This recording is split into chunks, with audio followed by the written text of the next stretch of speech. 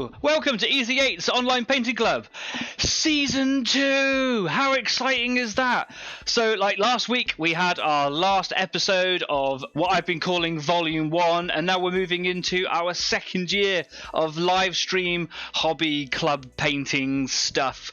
Absolutely stoked about how far we have come, I have come, the show, you guys helping me all the way. I've been really excited about this evening all week because I've got a bit of a surprise, which I'm going to reveal in just a moment.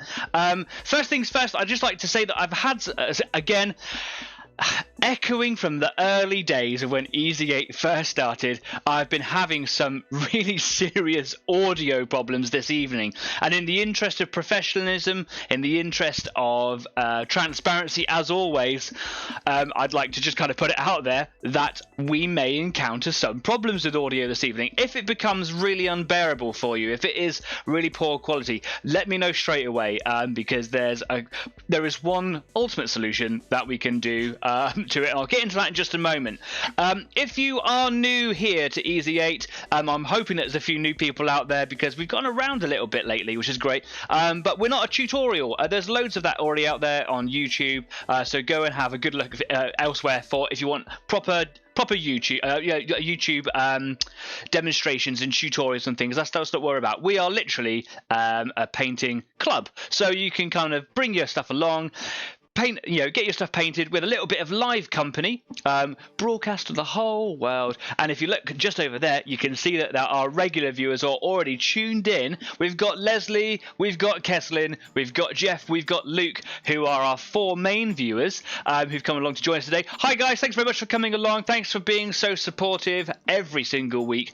We normally have another viewer who watches along live, who isn't actually going to be in the live chat today, which is in some ways a bit of a shame, but actually not entirely, because I am going to be joined today by Chris. Hi Chris. Chris, can you say hi?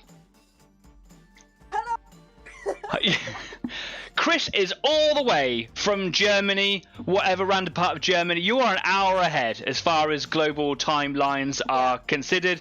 So thanks for putting your life on hold this evening to come and join live on the show. If you can hear Chris, that's a great start. The audio problems are, we have been, for an hour? If not longer? Roughly an hour. It worked yesterday. It doesn't work today. It doesn't work today. We don't know why. No. You are probably going to hear Chris sounding like that they're in a church hall or something like that. There's a lot of reverb. There's a lot of echo.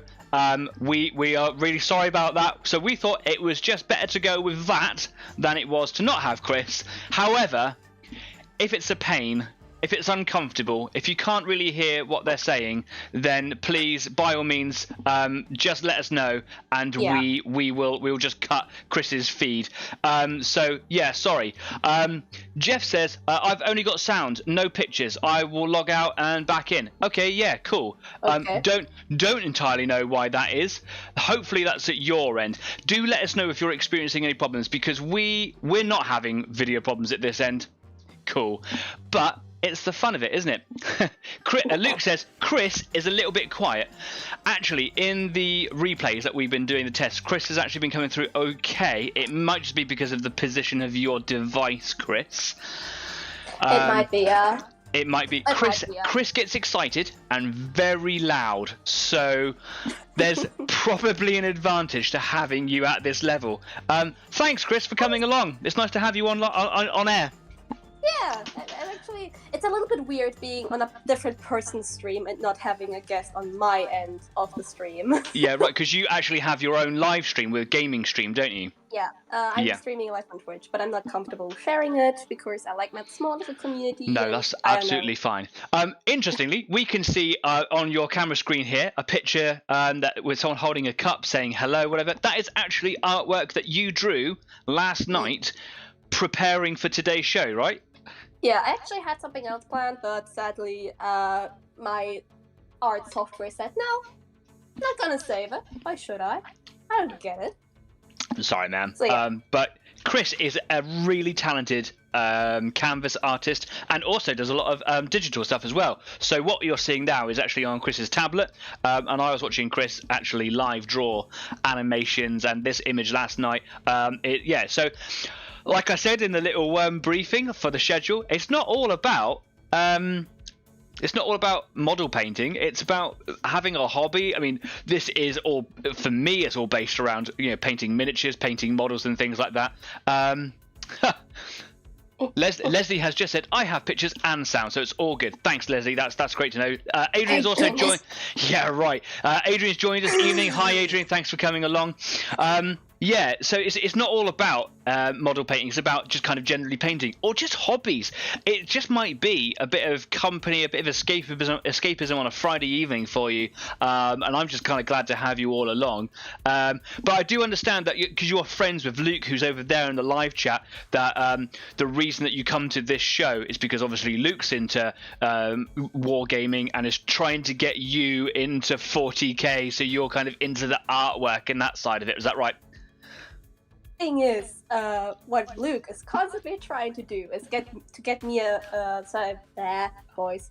Basically, what he's trying to do is that I get a miniature and paint it, but I'm not gonna do it because I have so shaky hands. I'm very, very afraid of ruining the miniature because some of the miniatures are just great when I see them on the shop and everything like that. So I might buy a cheap one. Yeah, man. I said it. I mean, you can get like paint strippers. I was playing about 9 months ago. I did a little product review video. Product reviews are something I want to do more. I've only done a couple. They've been quite popular. But I did a product review on Green Stuff. Green Stuff World is the brand. They did something just called Paint Stripper or Paint Remover, and it's really good at removing paint. It did have some issues with it. I know that Kess has also had some interesting artifacts. It's actually ruined a model, actually, which is a bit of a shame. But lately I've been using, under the advice of the community at large, I've been using isopropyl alcohol, and that stuff is the best paint stripper I've ever encountered. So what I'm trying to get at is, if you ever decided to go and paint a miniature and you ruined it, in inverted commas, you can always go back to a blank canvas very easily. I don't think you should be worried about ruining a model. Everyone starts somewhere. You're an artist, you know that, man. That's cool. So we got some comments going in. Leslie goes on to say, and judging by the quality artwork, yeah, Chris is a good artist. Yeah, Leslie likes to talk everybody up. Cheers, man. Adrian says, hobbies like Gaslands. We'll get into Gaslands in a little bit for sure. Leslie goes on to say, I'm doing something completely different tonight. I'm playing my guitar. Fantastic. Do you know what? Hobby club. Absolutely. Just come along for the company. That's fine with me. I'm just glad to have you all a part of the show. It has been so manic trying to get everything was going really well yesterday, and today we are literally we're late getting on air today because I literally said to Chris, like, that is the last test that we have to do. I have to go and feed the cat. I didn't even have time to make a cup of tea. I've brought my water bottle down with me because I talk so much. I like to have a little drink on the side. During the intermission a little bit later on, I'm gonna have to go and have a cup of tea. So cray. That's what all the crazy kids say over here. Kez says, it distorted a plastic base recently. Wonder if I'm leaving it in too long. It was a resin model. It was a Forge World Dreadnought drop pod, if I remember right. And that resin that Forge World use is different than any other resin that I've had experience with. I've done quite a bit of mold making and casting and things like that. And the resins that I use are very, very different from the resin that I've seen from Forge World. It's very crumbly. It almost kind of falls into dust if you're trying to like carve it or scrape it or sand it. It wants to be dusty easier than any other resin. So I think it has a different property. Maybe it's their own product. I just don't know. But it basically delaminated the details, so the details fell away as if they were like sculpted on, which is really not the case. And it was unfortunate that it happened, and he maybe did leave it in too long.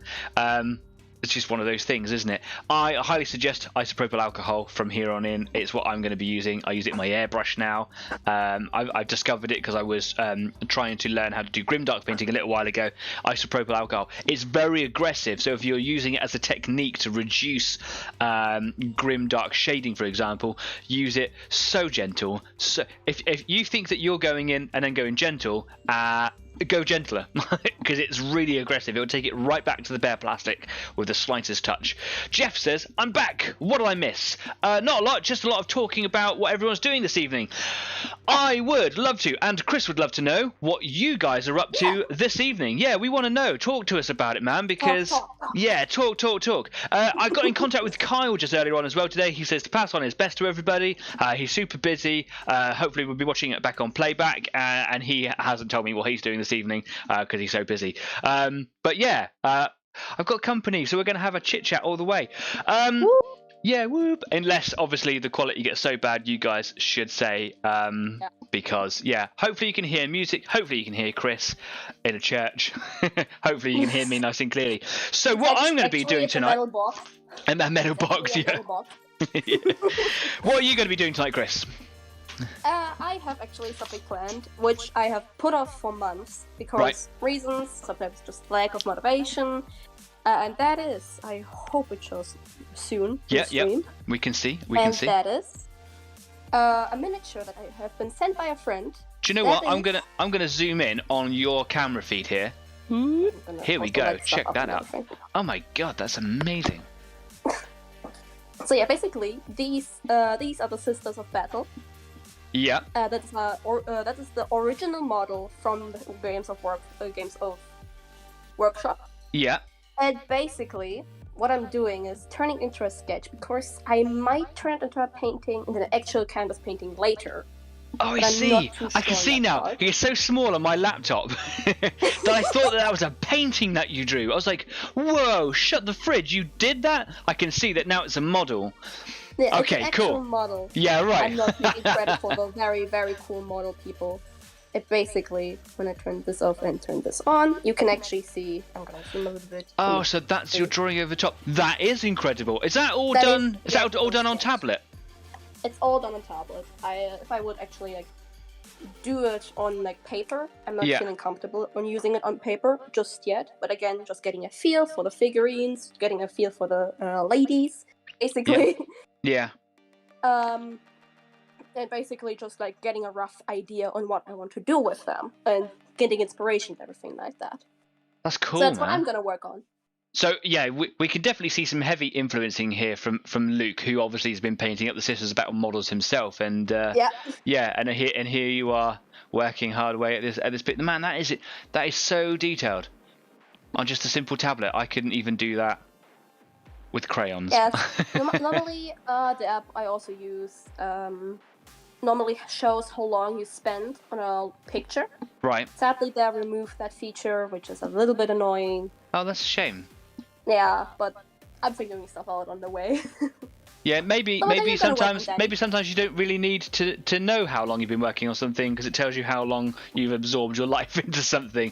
What am I going to be working on tonight? Guess what? I'm going to be working on my 1/35th Panther, which, like I said in the schedule list, it's time to really kind of crack on and get this done as such. Let me go to the workbench and show you where I'm at. Here's my piece of paper that I like to do all my stuff on, and here is my Panther. So I've been positioning everything around here, so if the lights aren't working for everybody, then again just say lift them up a little bit, it's a bit better. There we go. So what I did last week is I was blocking in the colours of the camouflage better, making sure that they were nice and opaque.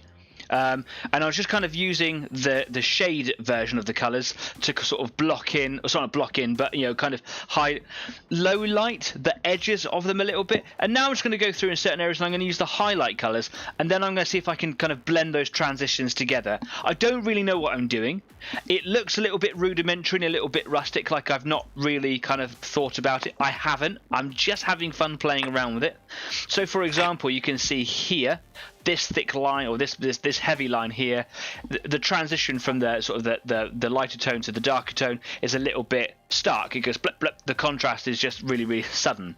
So what I'm going to do is I'm going to try and put some highlights in as well, and I reckon that the transitions between those will be just as stark. And then I'm going to go back to the mid-tone and just see if I can feather the transitions in a little bit using a bit of transpirator as well. So that's my main task today. That is going to be all over the tank, both colours, green and red, and get those sorted out. And then if I've got time today on the show, which I hope I do, I'm going to get into the pin line washing on there. So yeah, the airbrushing takes a little bit of time. I'm not very precise with it, so it's probably going to take me longer than I'm used to or want to be. So we'll just see what happens, basically. So yeah, we've got some comments going in. Jeff says sandbags, so many chuffing sandbags. He's making sandbags clearly for a model that he's making for a customer. I hope the sandbagging goes well today. That sounds like it's like a torture thing. I hope you're not using sand. It sounds very dry. yeah. Leslie said, I recorded a couple of songs for my friend and it's got me big time inspired to write some really progressive stuff. So I'm going to be nerding out to that. And wow, Chris, that is awesome, he says. Well, the very best of luck to you and your music endeavours this evening. Jeff says, very nice work, Chris. Very, very nice. Chris, you are being sung the praises out of there. Luke says, I'm starting my Sisters of Battle challenge. 30 to 40-ish Sisters of Battle painted by the end of the year. Man, you go for it. I would like to have this Panther painted by the end of the year. I'd like to have it painted by the end of the month, but we'll see what happens. Keston says, good luck. Thanks very much. Wicked. Okay, I'm just going to turn my compressor on because trying to get everything sorted out this evening, I didn't have it running in the background. So that while that's just kind of warming up there, here are my camouflage colours as we've been over the last couple of weeks. So I've got my red 3 here, I've got my green 3 here, I've got the dark, medium, light. I think I'm going to go to the red because I think it's a little bit easier to work with. I think it's a little bit easier for me to see. I am actually red-green colourblind. It's never really caused me any problems, but you know, maybe I should play to the colour that I can see the best. I think it's just because the green is quite pale and it kind of blends off with the yellow quite easily. So yeah, I'm just going to give it a good mix on the mixie machine.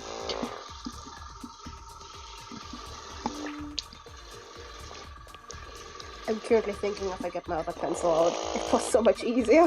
Do you use like a little digital stylus, do you? Yeah, I'm currently, for those who want to know what's going on, basically I'm using an Apple tablet with an Apple Pencil because the Apple Pencil is like the only one with pressure sensibility. But my other one that I had before that didn't have that, so I always had to do everything manually. So I'm a little bit more used to that, and basically nearly this entire picture has been just made without the pressure sensibility. So I hope I can get into it. That's pretty incredible. So what would you normally do? Would you just like pencil in a line and then like use post effects or something? Would you like doing it afterwards? Basically what I'm doing is constantly cross-referencing with the original picture. Basically, right. I have the original picture under my layer which I'm currently drawing on because I'm using basically 2 different layers. One layer, the original picture, which is of course the original miniature, and above that is my sketch. I don't actually paint on the actual sketch and on the actual picture, and when I want to basically erase something, I don't get rid of it, let's say, please. I see what you're saying. Basically that's what I'm doing. Painting essentially in layers. Yeah.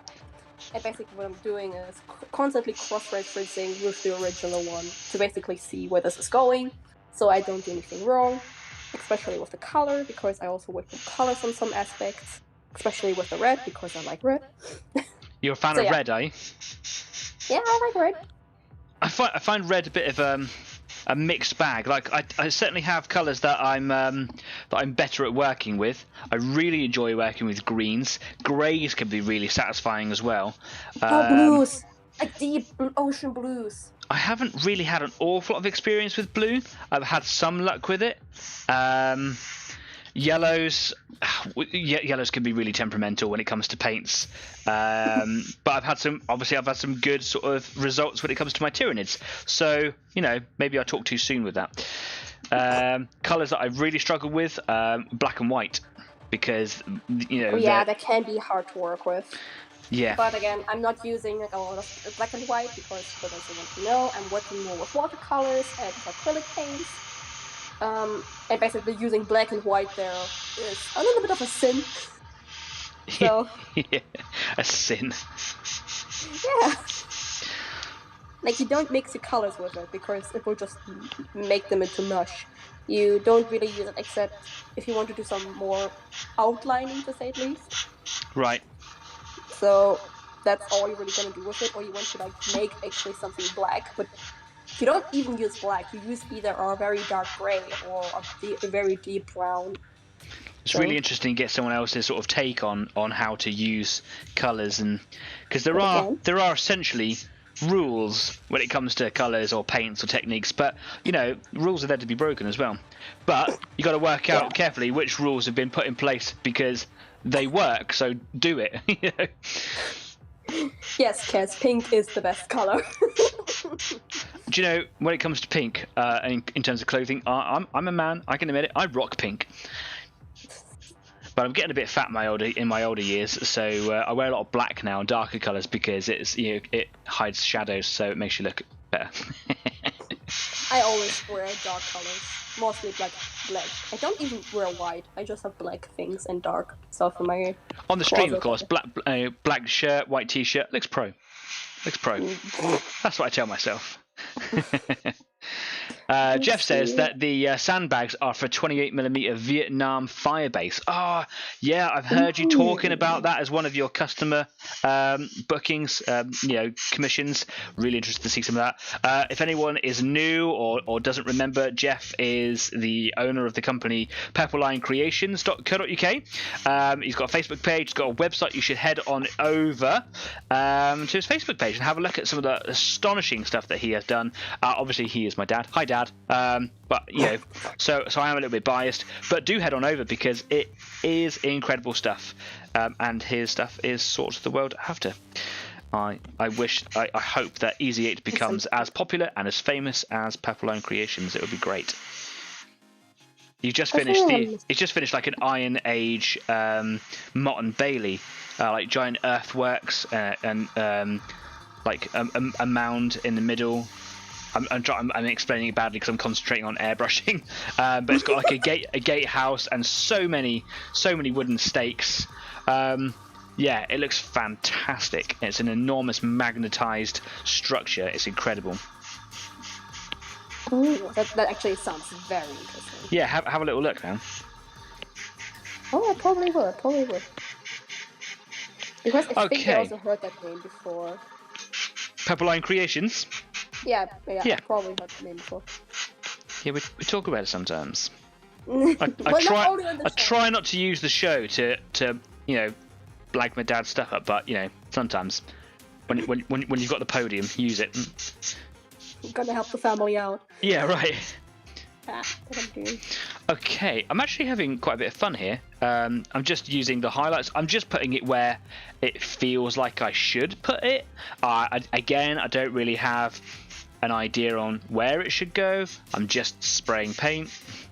I'm also currently working with feelings here in the coloring. Yeah, I'm just having fun. It's kind of like it's adding like, I don't know, visual interest. There is all sorts of colour going on here now. I've kind of used it a little bit just here to try and blend just have a little practice at blending or feathering away the stark contrast from going like highlight to low light. It seems to work really nice. So when I come back to use like a mid-tone with a transpirator in there, it should look really cool. Of course, I do have to paint the camouflage on the Canon. I have just been shying away from that. Leslie goes, pink, the most heavy metal colour ever. If I ever make a pink color palette on my tablet, I will call it the heavy metal color. Heavy metal color. In honor of Leslie there, yeah. In honor of Leslie.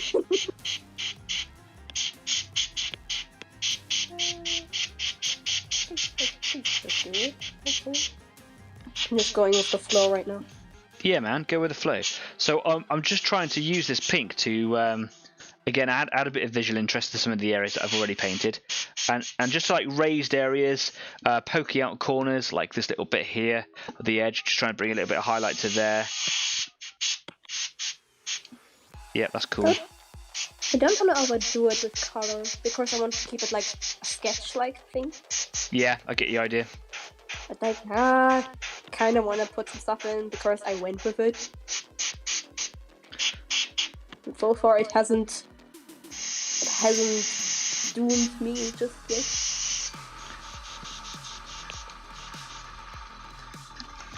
Getting a little bit of spatter there, so I'm just trying to keep my needle nice and clean. When it starts to build up on the needle, it can spatter.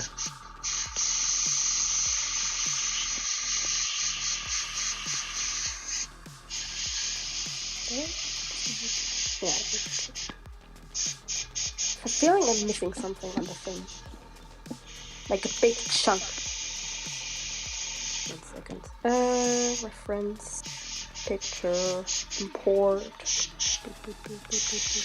You sound very fluid there, so like you're moving backwards and forwards from different references, you know, all on that one medium, all on that one tablet, so you're just flicking through different pages, different things. You're obviously quite practiced at this. Yeah, especially after they added the new feature that you can basically have a second thing open with references. There you go! Is it all working? All coming together? Yeah, it's all coming together. So, Chris, obviously you're German. Yeah. I'm doing a German tank here. I've been trying my best to appease your German language. You've told me in the past that my language is good, but my accent is rubbish. I mean, I'm the one with the accent here when I'm speaking English, so there you go. So over the last couple of meetings on Discord and setting up this show, obviously I've been regaling you with my Arnold Schwarzenegger impression. I know he's Austrian. It's just the best. It's the get to the job. I've been working on it really hard, so I'm trying to improve my accent for you. So hopefully, you know, if I ever come to Germany, come over and see how it's going, hopefully people will think from a distance that you'll be hanging out with Arnold Schwarzenegger. I think it's just, it can only be good. Until then, I probably have moved countries again. I'm sorry for being so barbaric to your language whilst trying to say, like, certain German colours or words or phrases. Don't worry, I'm just making a joke of it. Thank you for being so kind. I do speak German. Clearly, I'm just rubbish. So, sans. Again, you can't do anything against a native tongue. So there you go. Your English is actually better than mine. So well done. It's not that hard actually. Not that hard. Yeah, the thing is, if you actually just went with school English here in Germany, you will fall flat in your mouth because it doesn't work. Stop. I don't know if any of our viewers out there, maybe more our British viewers, of which there are obviously they're the most, might be watching the Great British Bake Off at the moment. I watch it on playback because I don't have a TV license, so I watch all my stuff later than everybody else. But there is a German contestant in there who speaks also very good English, and it's quite interesting seeing how he's talking about how he says certain words and how other contestants and the host say certain words, and it's interesting how we say certain phrases, certain things. The way that we use our language is completely awkward to this gentleman. He just doesn't get. Often when we call someone like a nickname, we often just kind of like put an S on the end of it. So like the guy's name is Jürgen, but the hosts keep calling him Jürgs. He's like, I just don't get it. I'm like, yeah, that is a very, very British thing that I suppose is quite unique to us. Never really give it much thought. Oh God, so many. No, Jeffrey. No, I will not say it. No. Get to the job. No. Who's your daddy? What does he do? I'm losing it. This escalated so quickly. Yeah, I told you it would, to be fair. Just like my chat. Yeah. So, yeah, an interesting effect going in here. My dad says, likely effect. I wonder if he's talking about the tank or if he's talking about your artwork there. It's coming together. Again, it's just visual interest. I don't really know what I'm doing. I'm just... This bit on the front here is not the neatest bit I've ever done. I was struggling with the airbrush. I was struggling with neatness. I've tried to neaten it up, but the more I try to neaten it up, the more damage I do to it. So I'm just kind of trying to ignore it, really. Maybe it'll go away. But I'm moving through it all quite fast. I'm trying to not add too much highlight. The colour is quite pinky, but I don't want there to be 3 of each colour. You know, I want it to be like a soft blend. And it's just like I was saying last week, just to get better, you've just got to crack on. You've just got to keep doing it. You can't be good. Some people are, and it really annoys me, I know, but you can't always be good straight on your first go. So just rather than striving for perfection in one go, just have a go. Yeah, just get it done. Try out what works. Yeah, and just have fun. If it's just color or something, like when I plan a canvas painting, normally I make multiple sketches before I actually do the thing. So I know, okay, which colors do I want? Where is the color supposed to be put? Where am I going to place certain objects in the painting and everything like that? Yeah. Yeah, it's interesting actually. I wonder how many sort of miniature painters out there actually sort of do drawings or write what they're actually planning on doing. I probably would. I would consider doing it myself if I actually had a clue what I'm doing here. When it came to the yellow, there were loads of YouTube sort of channels out there, tutorials and things that were showing me what to do, and I went into it quite confidently doing the yellow, and it happened all very quickly. I really enjoyed the whole process. It was fantastic fun.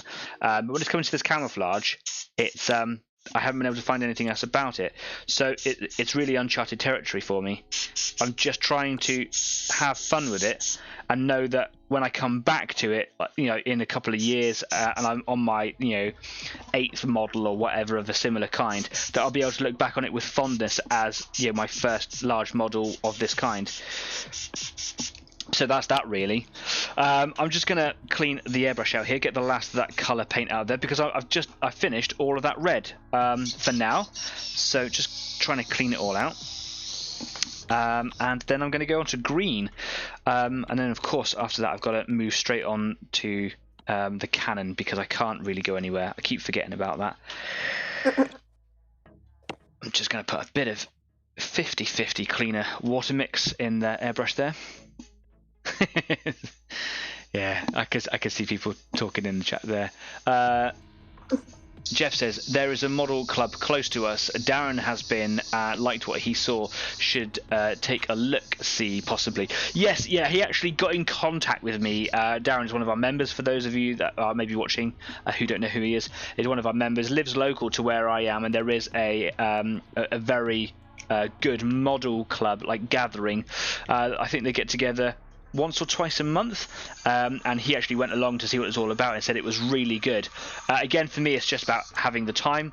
Obviously, there's a lot of planning and preparation that goes into this show, which even though it only happens once a week, there's still a lot that goes on in there. I'm doing my maths, I'm working. I don't get to see my partner an awful lot because she's just started work in the evenings at the moment while she's training up. So as and when I get some spare time, it's just kind of spent either chilling out watching a video by myself and having some, you know, rest time for myself, or spending it with my partner. We went for a lovely meal the other day, which was really nice. But I would like to go and see it because he spoke really highly of it, and I think it's nice to go and see, you know, the local talent and things like that.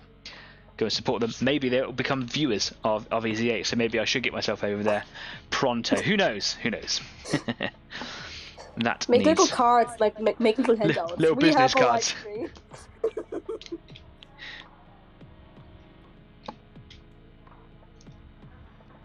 Just go in.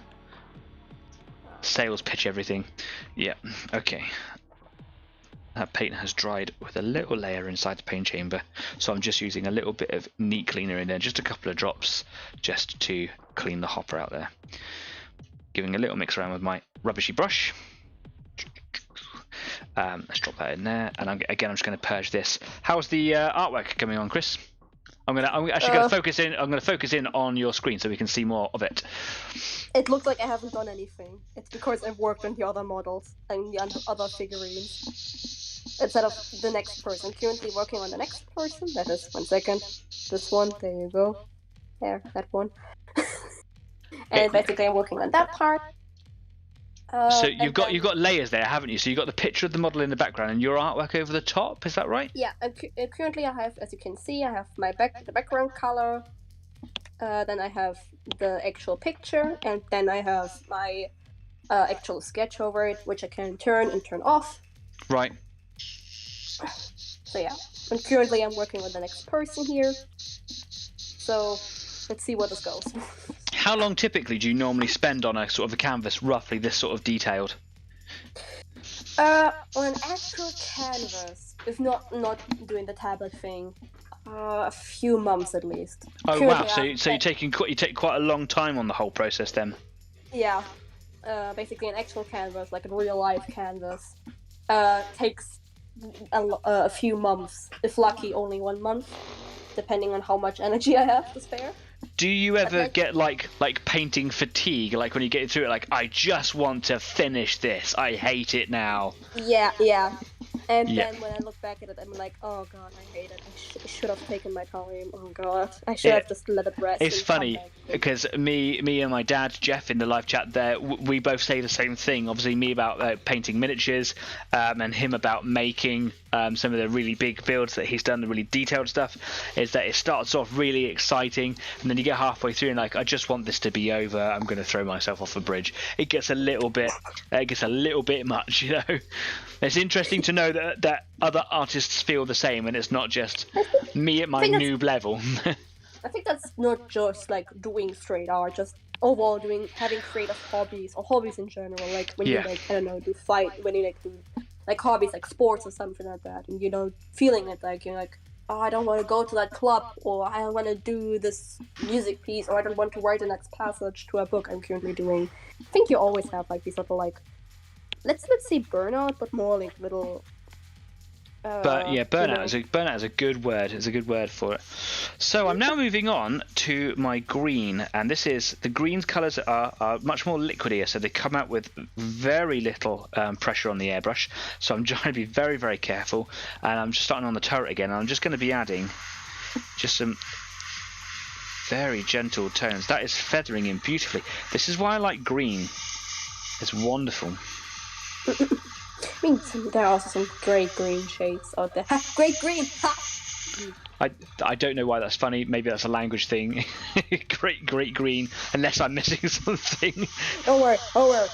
Anyway. But yeah. That are some like green colors out there, like green shades. Green. I think I even have like a full palette thing just devoted to green colors somewhere. I mean, yeah, I have green in there. Green, more green, a little bit of green, more green. It's interesting, isn't it? Because when you're quite new to painting, it's very easy to just want to go out and buy the paint set that has one of every colour, one of every hue in there. I've got one purple, I've got a yellow, I've got a red, I've got a blue. But actually, as you get more experience, it's more about playing around with different luminosities and different saturations of the same hue. So like actually, like you're saying, there's having a whole palette dedicated to just green. That's, I think, is a sign of professionalism, a sign of skill. Yeah, but basically, when I like buy watercolor paints and everything like that, mostly I like watch out that there's like at least a magenta and the cyan and the yellow in there, because you know, color theory and everything. Yeah. So that, but again, I'm always watching that there's like a very big range of colors, because like mixing your own paints. Yes, it is possible. You can have like a good purple or something like that, but it will never come to the actual pigment. It will never hold the water really to the actual pigment of the actual purple, for example. That's interesting you should say that, because obviously a few weeks ago, I think we've actually brought the subject up a couple of times. Me and my dad have spoken about like mixing your own colours. I try to avoid it, though it is a superior method. Mixing your own colours, I just find getting that mix perfect every single time hit and miss. I just can't hit that consistency. Yeah, it's just, and then when you like run out of the color and you have to remix it, and then there's like something different about it. Oh, it's painful. Yeah, it's a nightmare. So I definitely choose to not mix my own paints. I like to play. I like to go just from the pot. I think I have like, that's why I probably have like multiple different watercolor palettes up here. Actually, wait, let me count. I think I have like I have 5. 5 of all the metallics. 5. Getting a little bit of bubbling in the hopper and my paint there, which is telling me there's a slight blockage in there. Fun. It's a constant battle. Maybe even a sister. No, I'm not doing that joke. I have to be aware that Luke is watching and he can quote me and everything now. Yeah. Luke is going to put comments, everything. There is a whole section in Discord dedicated to the stupid things that I say on Discord. There's at least one a week. I think Luke's made it a bit of a priority. I don't blame him. Yeah. So be careful, because you might end up. Probably now I've said that, you're going to end up with your own section. I mean, I literally have a quote book, like with all the things I say on stream, and like in my chat it's always like, yeah, that's going into the quote book.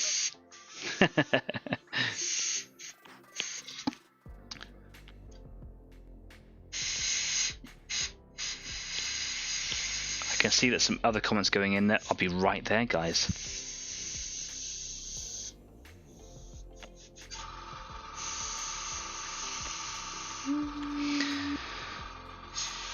I'm gonna do the shading later. First, let's get the rough shape going.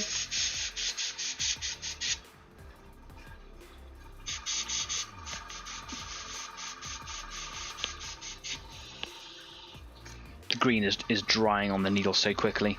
I have been watching some videos of a guy making his own paint retarder using the normal paint retarder that I've got, which is kind of like a gel almost, and mixing with paint thinner. I was like, now there's a thing. I could actually just thin my own paint retarder. I've got to be careful about how much thinner I add to my paint, of course, because what's going to happen is I'm just going to thin my paint down. So yeah, I want to be really careful of that, but it's something I'm going to practice. Maybe I'll practice it in a minute. I've just remembered that. Are you ever going to finish a tank? No, Chris. It's no. going to be a lifelong battle.